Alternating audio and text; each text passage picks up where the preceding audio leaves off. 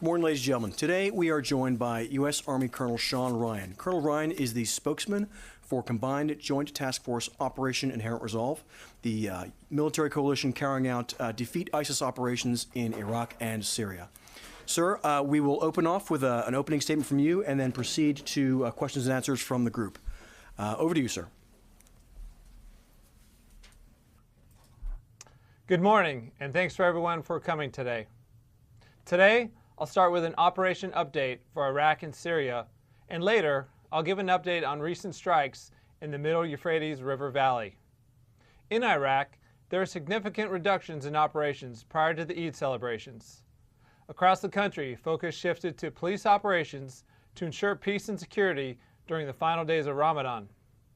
Nevertheless, the ISF continued to identify, locate, and destroy ISIS remnants throughout the country. For example, in the village of Tolabash in Nineveh, the ISF sieged a large cache of weapons and explosives during a clearance operation. The same raid also saw the capture of a number of suspected terrorists. Check out our Facebook and Twitter pages for regular updates on these ongoing operations. In addition to military operations, the ISF continue to complete vital training programs. Overall, our coalition-led training sites throughout Iraq saw more than 8,000 trainees during Ramadan, operating at more than 100% capacity. This clearly demonstrates their commitment to providing security and stability for the country. I'd like to highlight there are more than 400 new counterterrorism service soldiers who graduated from the rigorous CTS basic training course near Baghdad, as well as 20 new sharpshooters, recent graduates of the SWAT designated marksman course in Mosul. Let's move to Syria. Today marks the 50th day of Operation Roundup, which is the Syrian Democratic Forces' effort to accelerate the defeat of ISIS in the Merv and along the Syria-Iraqi border region. The SDF are focused on clearing the town of Dashisha, near the Iraqi border, where they continue to gain ground against ISIS. This week clearing more than 200 square kilometers of territory since the beginning of Phase 2 of Operation Roundup. Meanwhile, in Entente, our partner forces confiscated more than $1.4 million worth of illicit drugs intended to fund ISIS activities in the area. More information about that seizure is available in yesterday's press release. Since the beginning of Phase 2 of Operation Roundup on May 27th, the coalition has conducted 172 strikes in support of SDF operations, destroying ISIS vehicles, command and control nodes, logistical and communication assets, and ISIS-held buildings. The following video shows a strike conducted by the ISF in the vicinity of Hajj in Syria on June 7th.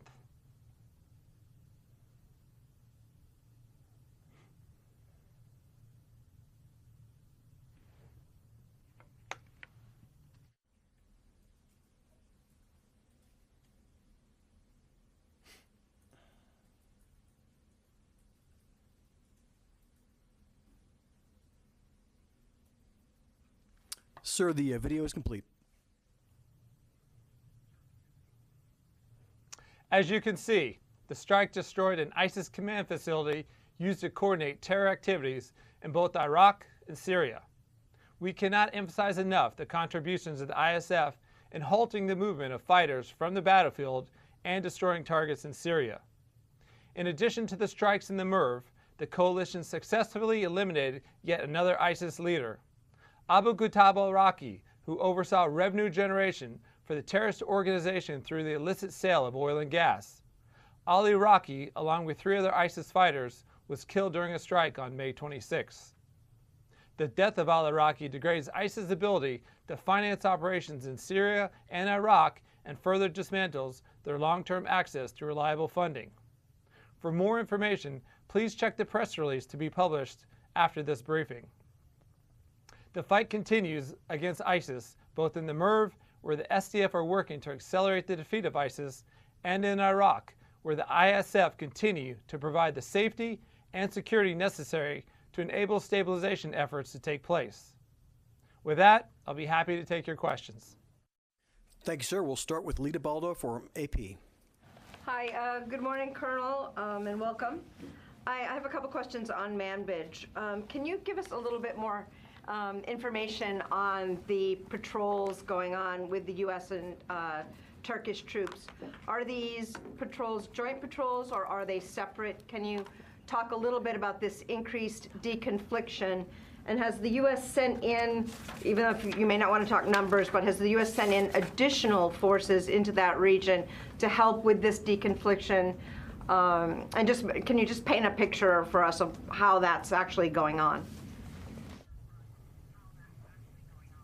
Sure, it's still in the early stages, as this just happened yesterday, as you probably saw. But this is they're independent coordinations. They're not joint patrols. I can tell you that Turkish soldiers will not go into Manbij. Manbij Military Council is in control of all the area, and so this will just be basically along the northern demarcation line is where the conflict will take to it. Thank you. And has the U.S. increased the number of forces in that region to help with this deconfliction? We have not. We have not seen any changes in our military operations whatsoever. Our goal is the same, to defeat ISIS in both the Merv area near Dashisha and then, of course, in the Hajin area as well. Next we'll go to Sylvie Lantome with AFP. Hello, Colonel, and welcome. Can you tell us how many ISIS fighters are still operating in the Merv? Do you count them in dozens, hundreds, thousands?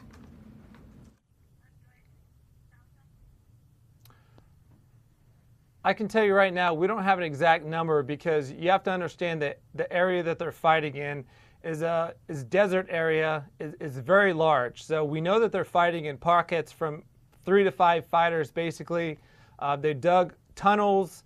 They know they're trained very well, and some of them, can blend in if there's a town around as well. So we don't have an exact number, but that's why we're pressing on with Operation Roundup.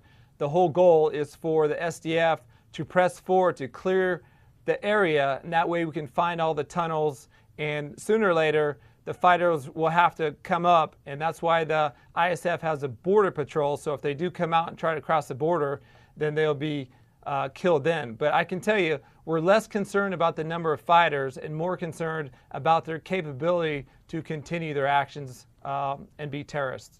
And do you assess that al-Baghdadi is still alive?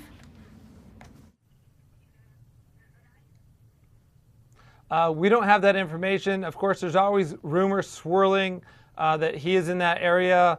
And if he is, we will probably find him. But I can tell you, we're less concerned about one individual and really more into trying to dismantle ISIS's logistics, their finance, and their means of fighting, because that's what's going to end it in the long run.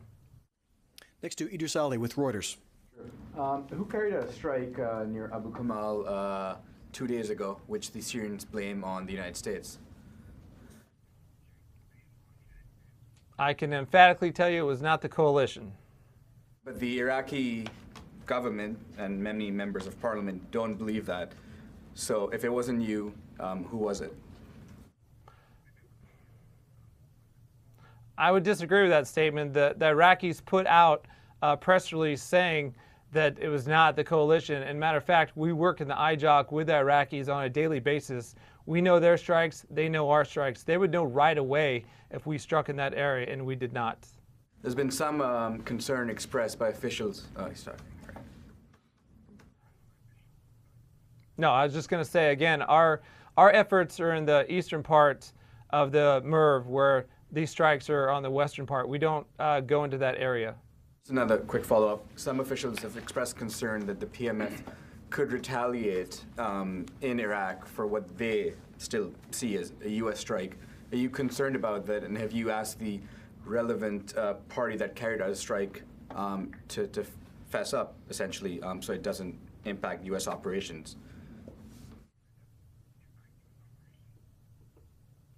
Well, we work with the government of Iraq, which the ISF falls under them, and of course the PMF falls under them. So I'm going to say, we don't talk to them, but I think if they see already that the Iraqi forces have put out that statement claiming we did not do that. We work with them daily, as I mentioned, so I don't think that's ever going to be a concern. Next, we'll go to Barbara Starr with CNN. Colonel, one follow-up and then a related question. Just to be clear, if there was that, if the U.S. knows who conducted that airstrike but will not say, is that correct? You actually do know who conducted it? The coalition is concerned about what strikes we conduct. That is definitely, I can't speak on behalf of the United States or any other country. I'm the coalition spokesman, and I know that we did not make that strike, and I'll just keep it at that. My next question is on the PMF, both in Iraq and Syria. What is the trend line right now? How are Iranian-backed militias increasing their forces and operations on both sides of the border? I'm sorry, Barbara, could you repeat that? How are the Iranian-backed militias increasing their forces and stepping up their operations and influence on both sides of the border? Again, Barbara, I think you're asking me to speculate on political matters, and also we can't discuss intelligence as well. So sorry, I don't really have a good answer for you. But it wasn't a political question. We'll go to Lori Milroy with Kurdistan 24. Thank you, Colonel, very much for doing this. A question about the situation in Kirkuk. Kamal Kirkuki, a very well-known Peshmerga commander, has said that the security situation is deteriorating there. Do you share that assessment? And if so, how should that problem be addressed, do you think? I believe ISIS is still a threat throughout the entire region and the world, for all that matter. I can tell you that the ISF and the Peshmerga work together every day to secure the city. It's getting better all the time. Matter of fact, they just announced this week they killed what they called the man in black ISIS leader and 6 others. They also just captured 2 other ISIS leaders, and they just destroyed 6 tunnels. So they're making Kirkuk safer. And matter of fact, today they just announced that Kurdish Airlines is starting, its first flight there. So usually you don't start flights if it's too much, terrorist activity. So I'd say it's a good sign that Kirkuk is definitely getting safer. And is the road between Erbil and Kirkuk going to reopen soon? And have you been involved in pressing for that? That's a government of Iraq question. And I know that one of the reasons it hasn't been open is because there was too many things on the road where, it couldn't be done in the 3 days that they wanted to. But again, that's a government of Iraq issue. And I'm just looking to our partners whenever they need help, but they have not discussed that with us. Okay, and if I could follow up on Barbara's question, regarding the PMF that were in Abu Kamal, were they under the command and control of Baghdad? Did Baghdad send them there and authorize their presence there? Absolutely not, Lori. They were just there under someone else's authority?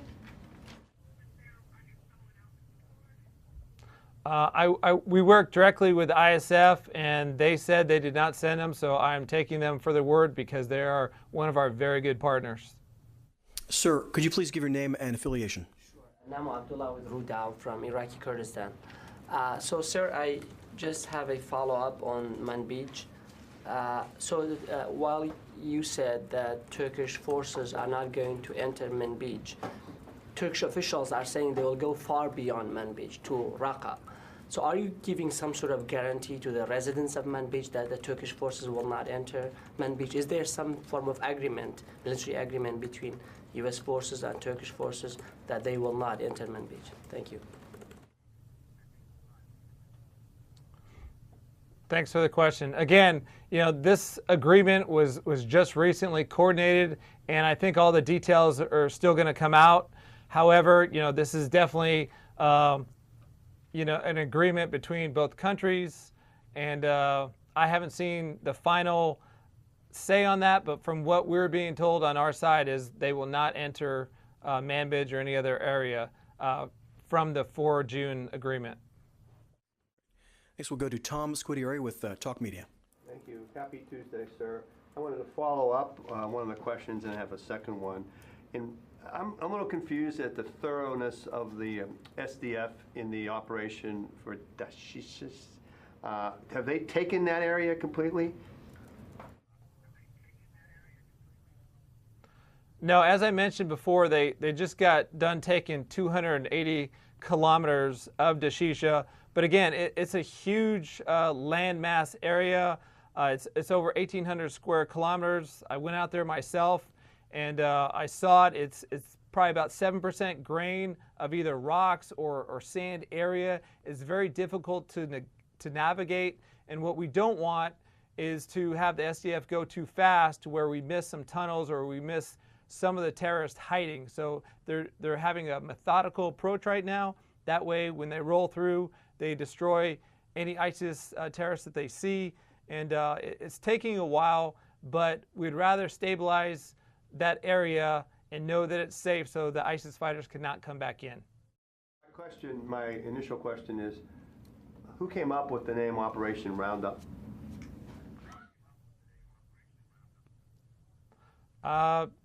Lieutenant General Funk came up with the name Operation Roundup.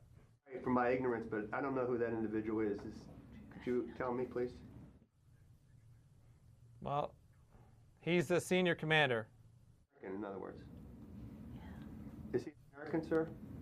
I'm just trying to, there's a reason I'm asking this. I'm just trying to pinpoint the name, origin, and there's a reason the guys here at the Pentagon know. I've been trying to figure it out, and no one seemed to know who came up with the name of it, and I was just curious.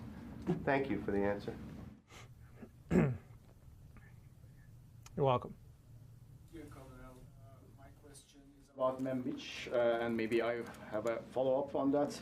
You said that there is an independent patrol conducting by Turkey and the United States Army in Manbij. Joint patrols by the two countries depend on the conditions on the ground. What are these conditions, and do you foresee a timetable for the joint patrols by Turkey and the United States Army? There's no timetable because, as you mentioned, it's conditions-based. And hopefully with the SDF's help, we can eradicate ISIS in those areas, and that's really the main concern. But again, this is still new, and any joint discussions will be discussed later on military tactics. Follow up on Manbij question.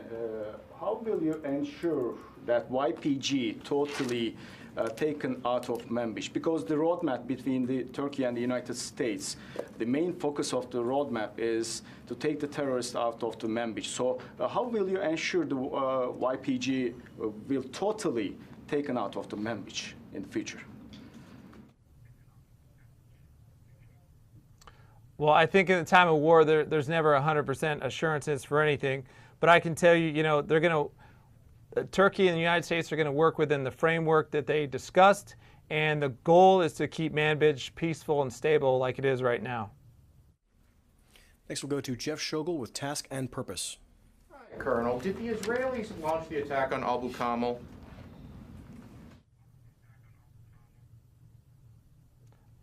Jeff, I can't comment on that. I can just tell you that the coalition did not, and I know the Iraqis did not either, and that's really all we're concerned about at this point. Follow-up, do you have a deconfliction line with the Israelis? As far as I know, we don't discuss any military operations with the Israelis at all. So it'll be safe to say they didn't give you a heads up before doing this? For European Command. Again, I'm not going to speculate. That's a Europe Command issue. It's not a coalition issue, so I don't have any vague idea on what the discussions are. All right, next we'll go to Carla Babb with Voice of America. Hi, Colonel Ryan. Thank you for doing this as always. I just want to go back to Manbij. Can you clear a few things up for me? I'm not exactly sure what's different about Manbij? I know that we're doing individual patrols. Turkey is doing individual patrols. They're not joint. So just kind of tell me what's different now than 2 days ago. Well, again, there's no difference. The goal is to keep Manbij safe and secure. Between the Turkish and United States governments, they decided to do a joint patrol, and anything above that, I would say, definitely direct it to the OSD folks, because that's all the information I have. Okay, so just to clarify, there's no difference in what's currently being underway, and what's the current patrols are the same as they were in the past. So I'm kind of confused as why we even announced that we were doing these individual patrols. Well, there is one difference. Obviously, Turkish soldiers are going to be outside Manbij, so that is a difference. Well, the announcement was made because there's a lot of political sensitivities, and I think we want to be transparent and let everyone know that those are the ongoing operations. We want to make sure that the security concerns are taken with Manbij, and know that those residents will feel safe and secure, and everyone has a role. Next to Joe Tabbitt with Al Hura. Colonel Ryan, I would like to get from you some figures and numbers. What's the size of the Turkish troops who are patrolling the outskirts of Manbij? And also, if you could give us the size of the Manbij Military Council, how many elements are in the council? Joe, I can't discuss those numbers with you. That's a question for Turkey. And again, it's a question for the Manbij Military Council. We're just concerned about the coalition forces and defeating ISIS. I'm not going to get into the numbers game. Quick follow-up, Colonel Ryan. The arrangements that we have seen in Manbij, I mean the roadmap, do you think we can see, or do you expect that similar arrangements we could see in the future in other cities, like in Raqqa or Kobani? That's what the Turks have been expressing lately. This is Adrian from OSD. So the questions on the U.S.-Turkish roadmap are really not the purview of Colonel Ryan. He's focused on defeat ISIS operations, whereas these are discussions that are taking place at the government-to-government level. So I will kind of get Colonel Ryan off the hook here, and you're welcome to send questions about this agreement to me or my colleagues within the press office. But Colonel Ryan's purview is really strictly to military operations to defeat ISIS in Iraq and Syria. Thanks. So we'll go first to Lucas. He's had his hand up for a while now. Colonel, did the airstrike in Abu Kamal help the coalition?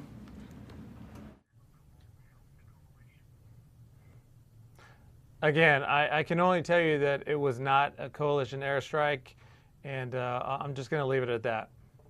Funk pleased with the results of the strike?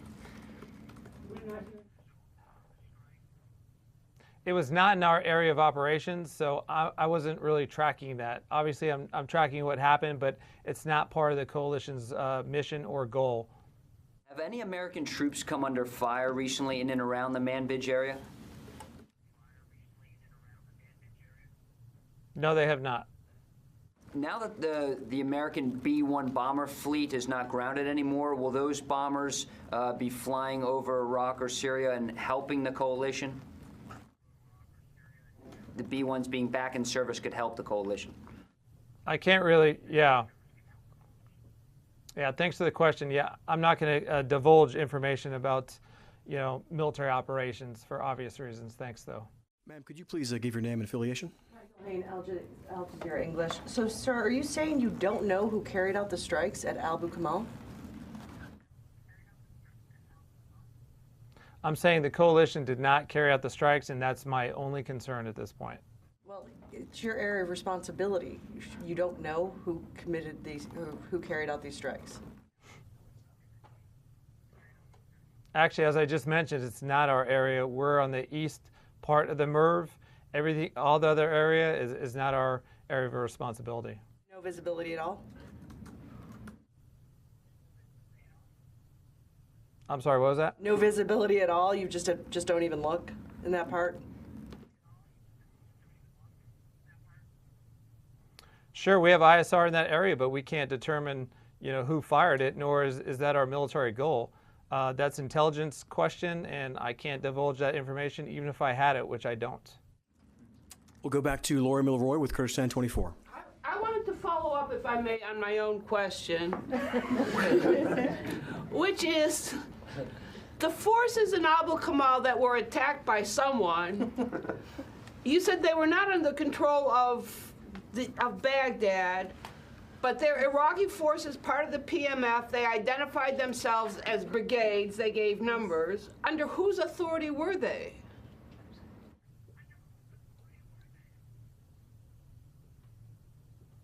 Can you repeat that last part? I'm sorry. They identified themselves by their brigade numbers. I think it was something like 42 or 45, or the 42 and 45th Brigade. We were attacked, they said the U.S., that's wrong. But my question is, under whose authority were they in Abu Kamal, if not the Iraqi government? And does that speak, if they were not the Iraqi government, does that speak to command and control problems with some elements in the PMF? I would tell you, Lori, that once it crosses the border area, it's no longer under ISF control or direction. Okay. Then you don't know under whose authority they were operating there? I do not. Again, we have area of operations, and once it crosses the border, that is not the ISF's area. Regarding your question, the seizure of drugs in Al-Tanf, that ISIS was using to make money and earn income from. Do you know where those drugs came from and if they are related to ISIS presence in Afghanistan?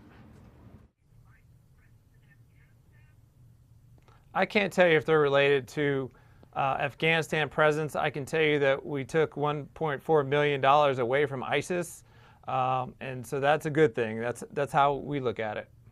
Thank you. We'll go Ryan Brown with CNN. Hey, Colonel Ryan. Still going. Sir, we missed the last 10 seconds of your remarks.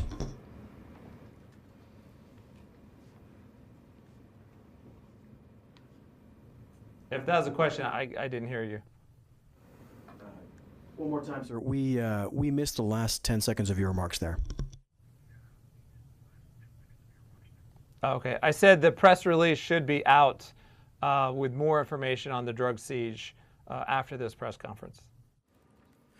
So we'll go to Ryan Brown with CNN. Hello, Colonel Ryan. Thanks for doing this, and welcome to the Pentagon briefing room. I just had a quick follow-up on the airstrike in Abu Kamal. So previously, when Turkey's conducted airstrikes in Syria, or even when the Russians conduct airstrikes close to the Euphrates River Valley, those strikes are deconflicted with the coalition. Was this strike deconflicted with the coalition?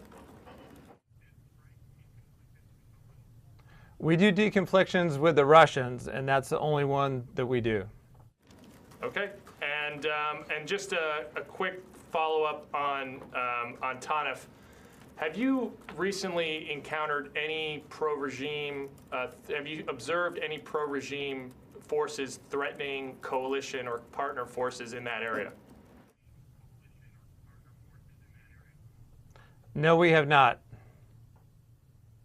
Now back to Lita with the AP. Hi, Sean, I think you may have misspoken. When you were talking about Manbij, you said something about joint patrols, but previously you had said they are not joint patrols. I just want to make sure these are not joint patrols. Are you suggesting that soon they will be joint patrols? Yeah, I did misspeak. They are not joint patrols. But do you expect that to change? I'm sorry. But not joint controls. I have no idea. Again, that's speculation. We're just going with the information that we have. It's still relatively new, so some of these, answers may unfold in the next week or so. But these are still ongoing discussions. But that's what we know right now. All right, we are at the end of my queue. Are there any more questions for Colonel Ryan? We have one question from Louis Martinez, ABC. Hey, Colonel. Actually, I have two questions, two topics, if I could, please. Manbij, who are these patrols in Manbij, who are these patrols on our side, the U.S. side, the coalition side, and the Turkish side? Who are they intended to encounter? What is their purpose?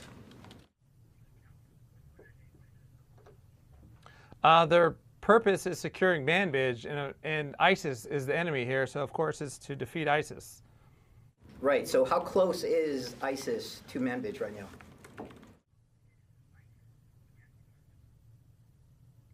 ISIS is still all over the battlefield. There's small pockets of, anywhere from 1 to 5 guys, and as long as they have the ability to conduct offensive operations, then that's who we're going after. Okay. Second question. Do you want to try to get the... Sir, we missed of your response. Could you please repeat the last 10 seconds? Thanks. Sorry, I said that's my response to the second question. I was hoping the second question was about the Capitals winning the Stanley Cup, but apparently not.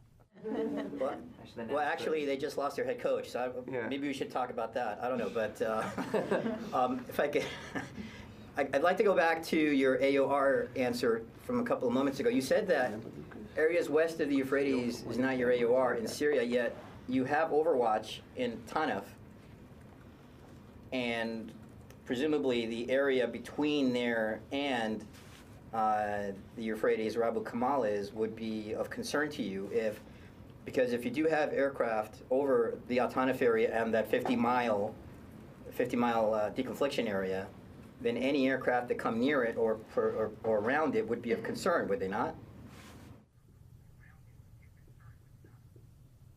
Well, the area is a concern if we have coalition fighters in the area. On Tanf, we train, vetted fighters, but southern Syria is still pretty far from Abu Kamal, so we're not concerned for that exact location.